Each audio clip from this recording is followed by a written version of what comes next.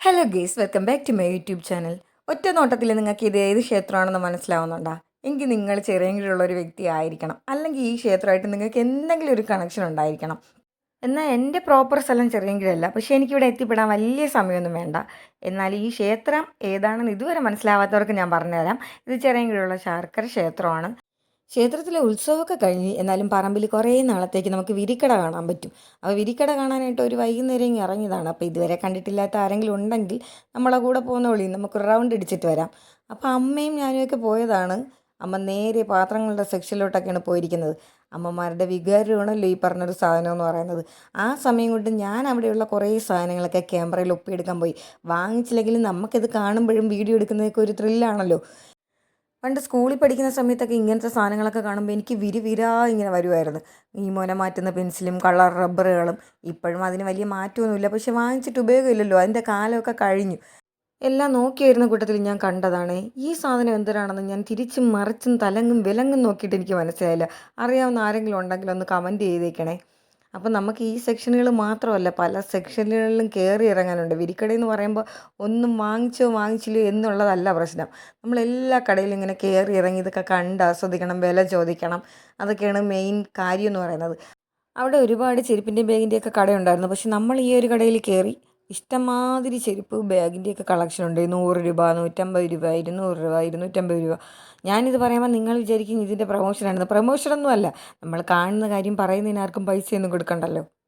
ഇനി കുറിക്കുന്ന സാധനങ്ങളുടെ വരവാണ്. എൻ്റെ പൊന്നോ, പല കളറിലായിട്ട് ഇവരിങ്ങനെ അടുക്കി വെച്ചിരിക്കുന്ന കാണാൻ തന്നെ ഒരു ഭംഗിയാണ്. ഇതിൻ്റെ ഭംഗിയെല്ലാം കണ്ടിട്ട് നമുക്കിങ്ങനെ വാങ്ങണമെന്ന് തോന്നില്ല. അപ്പം നമുക്ക് ഇഷ്ടമുള്ള സാധനങ്ങളെല്ലാം ചൂണ്ടിക്കാണിച്ച് കൊടുക്കുമ്പോൾ അതെല്ലാം കൂടെ വാരിയിട്ട് അവരൊരു മിക്സായിട്ട് തൂക്കി തരും. അഥവാ തൂക്കി വാങ്ങിക്കാൻ സമയമില്ലാത്തവരാണെന്നുണ്ടെങ്കിൽ അവർ ഓൾറെഡി തൂക്കി പാക്കറ്റുകളിലാക്കി വെച്ചിട്ടുണ്ട്, അങ്ങനെയും വാങ്ങിക്കാം. നമ്മൾ വൈകുന്നേരം ഒരു 4 മണിയൊക്കെ ആയ സമയത്ത് നമ്മൾ വിരിക്കട കാണാൻ അവിടെ എത്തിയായിരുന്നേ. ആ സമയത്ത് വലിയ തിരക്കൊന്നുമില്ലായിരുന്നു. പിന്നെ എൻ്റെ പൊന്നോ, എന്ത് തിരക്കായിരുന്നു അറിയാമോ ഓരോ കടയിലും. എന്തായാലും നമ്മളെല്ലാ കടകളിലും കയറിയതായിട്ടാണ് എൻ്റെ ഒരു ഓർമ്മ. ഇതെന്ന് പറയുന്ന ഒരു പച്ചക്കറി തൈയും വിത്തും ഗ്രോ ബാഗും ഒക്കെ വിൽക്കുന്ന കടയാണ്. ഇതല്ലാതെ തന്നെ ചെടികളുടെ കമനീയ ശേഖരം എല്ലാ വർഷവും നമുക്ക് ശർക്കര പറമ്പിൽ കാണാൻ പറ്റും. പേരറിയാവുന്നതും അറിയാത്തതും നേരത്തെ കണ്ടിട്ടുള്ളതും കണ്ടിട്ടില്ലാത്തതുമായിട്ടുള്ള ഇഷ്ടമാതിരി വെറൈറ്റി ചെടികൾ ഇതിൽ കാണും കേട്ടോ. അതുപോലെ തന്നെ എല്ലാ വർഷമുള്ള ഒരു സാധനമാണ് ഈ ചെറിയ മാവിൽ നല്ല വലിയ മാങ്ങകൾ നിൽക്കുന്നത്. അത് ഇപ്രാവശ്യം ഉണ്ടായിരുന്നു. പിന്നെ എനിക്ക് വെറൈറ്റി ആയിട്ട് ഞാൻ ഇതുവരെ കണ്ടിട്ടില്ലാത്ത ഒരു കണ്ട കാര്യം എന്ന് പറയുന്നത് ഒരു മഞ്ഞ ഇലകൾ മാത്രമുള്ളൊരു ചെടിയാണ്. അതിൻ്റെ പേര് ചോദിച്ചപ്പോൾ കനേഡിയൻ കൊന്ന പറഞ്ഞത്. ഇതാണ് ഈ ചെടി കേട്ടോ. നല്ല ഭംഗിയുണ്ടല്ലേ കാണാൻ. ക്ഷേത്രത്തിലെ പറമ്പിൻ്റെ ഒരു സൈഡിൽ ഫുള്ള് കടയാണ് കേട്ടോ.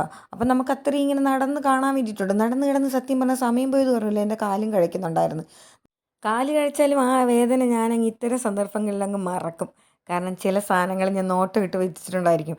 അതൊക്കെ വാങ്ങിയിട്ടല്ലേ നമുക്ക് പോകാൻ പറ്റുള്ളൂ. ഉത്സവ പറമ്പുകളിൽ മാത്രം കണ്ടുവരുന്ന ചില പ്രത്യേക ഐറ്റംസ് ഉണ്ടായിരിക്കും. അത് ചിലപ്പോൾ അവിടെ മാത്രമേ കിട്ടുള്ളൂ. അതിലെൻ്റെ ഏറ്റവും ഫേവറേറ്റാണ് നമ്മളെ നൊസ്റ്റാൾജി ഉണർത്തുന്നത് ഈ കാണുന്ന പുളിമുട്ടായി എന്ന് പറഞ്ഞത്. അവിടെ ഇഷ്ടമാതിരി മിഠായികളുണ്ടെങ്കിലും എനിക്ക് പഴയ കാലത്ത് സ്കൂളിൽ പഠിക്കുന്ന സമയത്ത് എൻ്റെ ഫേവറേറ്റായിരുന്നു ആ സാധനം. പിന്നെ ഈ കാണുന്ന മഞ്ഞ കളർ അമ്മുമ്മ അപ്പൂപ്പ ബലൂണില്ലേ, അമ്മയ്ക്കത് വേണമെന്നുണ്ട്. എനിക്കാണെങ്കിൽ അതിൻ്റെ അപ്പുറത്ത് കാണുന്ന ഒരു പച്ച കളർ തത്തയുണ്ടായിരുന്നു. രണ്ടുപേരും അത് രണ്ടും വാങ്ങിച്ചില്ല. ഇതുപോലുള്ള സ്ഥലത്തൊക്കെ ചെല്ലുമ്പോൾ നമുക്ക് അറിയാവുന്ന കുറച്ച് പേരെയൊക്കെ കാണുമല്ലേ. എനിക്കും അറിയാവുന്ന 1-2 പേരെയൊക്കെ ഞാൻ കണ്ടായിരുന്നേ. അമ്മയ്ക്ക് അറിയാവുന്ന ആരെയൊക്കെയോ കണ്ടിട്ടിങ്ങനെ ചിരിച്ചിട്ട് വരുന്ന വരവാണ്. പറമ്പ് മുഴുവൻ നടന്ന് ക്ഷീണിച്ചെൻ്റെ ക്ഷീണം അതൊരു കുലുക്കി സർബത്ത് കുടിച്ചങ്ങ് തീർത്ത്. അപ്പോൾ ഇന്നത്തെ വീഡിയോ ഇത്രയേ ഉള്ളൂ. അപ്പോൾ എല്ലാവരും എന്ത് ചെയ്യണം? ലൈക്ക് ചെയ്യണം, ഷെയർ ചെയ്യണം, കമൻറ്റ് ചെയ്യണം, സബ്സ്ക്രൈബ് ചെയ്യണം. അടുത്ത വീഡിയോ ആയിട്ട് കാണുമ്പോഴേക്കും എല്ലാവർക്കും ബൈ ബൈ.